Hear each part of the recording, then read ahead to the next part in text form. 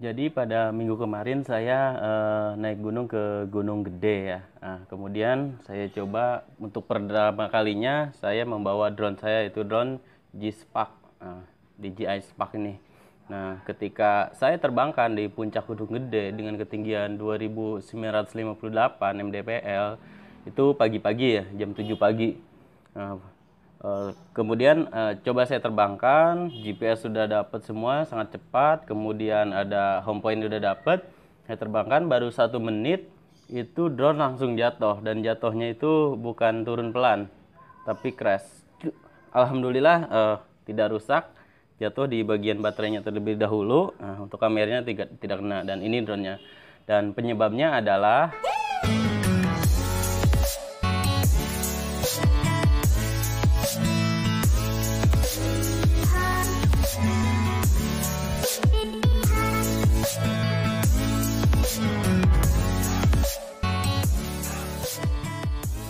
halo, assalamualaikum warahmatullahi wabarakatuh. Kembali lagi di channel saya, Syahroji ID. Sudah lama saya tidak buat konten vlog ataupun tutorial ya. Kali ini saya akan berbagi cerita pengalaman saya menerbangkan drone DJI Spark di puncak gunung, yaitu di Gunung Gede Pangrango, dengan ketinggian gunungnya 2958 mdpl, itu jam 7 pagi. Dan drone saya jatuh waktu itu, crash, itu cukup keras. Untungnya terbang belum tinggi dan jatuhnya tidak ke jurang ya, karena di Gunung Gede itu kan puncaknya itu tidak luas ya, manjang tapi sempit. Alhamdulillah drone saya masih selamat, sensor juga masih normal ya. Dan setelah saya perhatikan, analisa, jadi ketika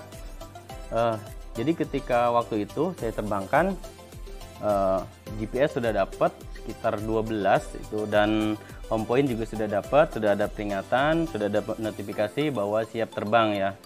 Namun ketika diterbangkan itu baru sekitar 1 menit, sekitar ketinggian 5 atau 6 meter, drone saya tiba-tiba jatuh keras, dan itu bukan landing biasa ya, tapi jatuh. Dan di layar HP saya waktu itu ada informasi critical battery warning. Nah, saya juga tidak perhatikan betul itu masalahnya di mana, tapi tiba-tiba drone saya itu langsung jatuh ya. Jadi dari pengalaman berharga ini saya menjadi lebih hati-hati lagi, dan mudah-mudahan buat teman-teman juga sharing ini bermanfaat untuk menghindari risiko drone jatuh saat terbang, terutama di gunung, karena di gunung itu cuacanya beda dengan di rumah kita seperti biasa ya. Oke teman-teman semua, sekarang kita akan coba hidupkan drone-nya ya, agar kita tahu. Pertama kita hidupkan remote-nya.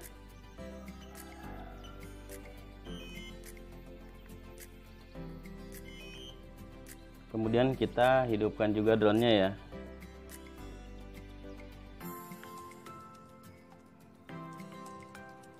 Kita tunggu di aplikasinya sampai terhubung.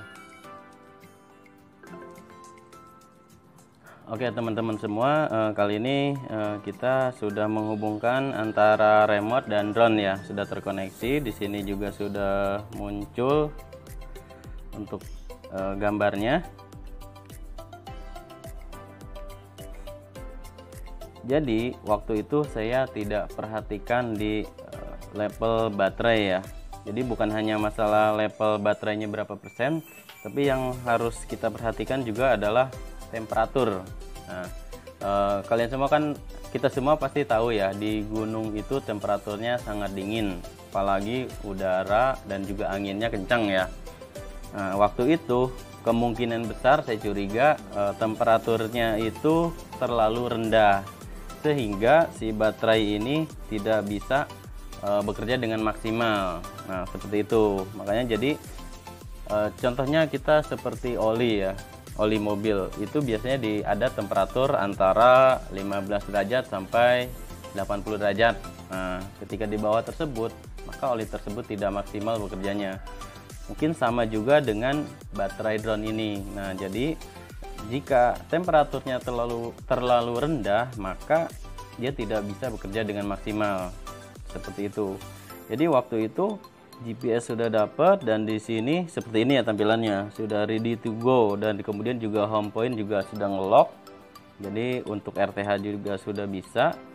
Nah, namun saya buru-buru menerbangkan, tidak memperhatikan temperatur pada baterainya ya. Kemungkinan besar waktu itu temperaturnya terlalu rendah sehingga tidak bekerja dengan maksimal. Karena untuk DJI Spark ini tidak ada peringatan untuk temperatur baterai ya. Mungkin hanya ada kapasitas baterainya berapa persen. Kemudian juga jadi si aplikasinya ketika sudah dapat GPS, home point itu, maka dia sudah memberitahu sudah siap terbang. Padahal kita harus perhatikan baterainya, yaitu temperatur. Jadi jika teman-teman ingin menerbangkan drone di gunung ya, terutama di puncak gunung yang suhunya sangat dingin, alangkah baiknya kita panaskan dulu baterainya ya. Kita hover itu dengan cara menekan tuas ke bawah pojok. Jadi kita akan memanaskan drone-nya ya. Jadi putar dulu drone-nya itu, baling-balingnya itu di bawah seperti ini. Nah, jangan terbangkan dulu, kita diamkan dulu sampai temperaturnya itu naik. Nah, saat ini kan kita berada temperatur normal, yaitu 31,4 derajat. Nah, ini semakin naik ya. Jika di gunung itu pasti temperaturnya rendah, bisa jadi 5 derajat dan sebagainya. Nah, makanya kita harus panaskan dulu seperti ini sampai kira-kira di atas 20 derajat mungkin sudah oke ya. Seperti itu. Jadi ketika sudah tinggi baru kita terbangkan ya. Jadi saran dari saya, sebaiknya sebelum menerbangkan drone kita pastikan cek dulu semuanya ya. Pertama baterai, kita cek levelnya berapa, kemudian juga kita pastikan juga untuk temperatur ya, dan juga voltage. Kemudian kita juga bisa cek sensor-sensor ya. Tekan ini gambar drone, kemudian paling bawah itu ada advanced setting, sensor stat. Ini adalah status sensor. Jika hijau dan kuning itu oke, kemudian jika merah itu ada abnormality ya, seperti ini. Oke, jadi itu sedikit pengalaman saya menerbangkan drone DJI Spark di gunung ya. Jadi harus berhati-hati, pastikan semuanya sudah dalam kondisi aman ya, terutama baterai, indikator baterai itu level baterainya, dan juga temperatur ya. Kita pastikan juga temperaturnya tidak terlalu dingin, karena jika terlalu dingin itu bisa jadi si baterainya tidak bisa bekerja dengan maksimal.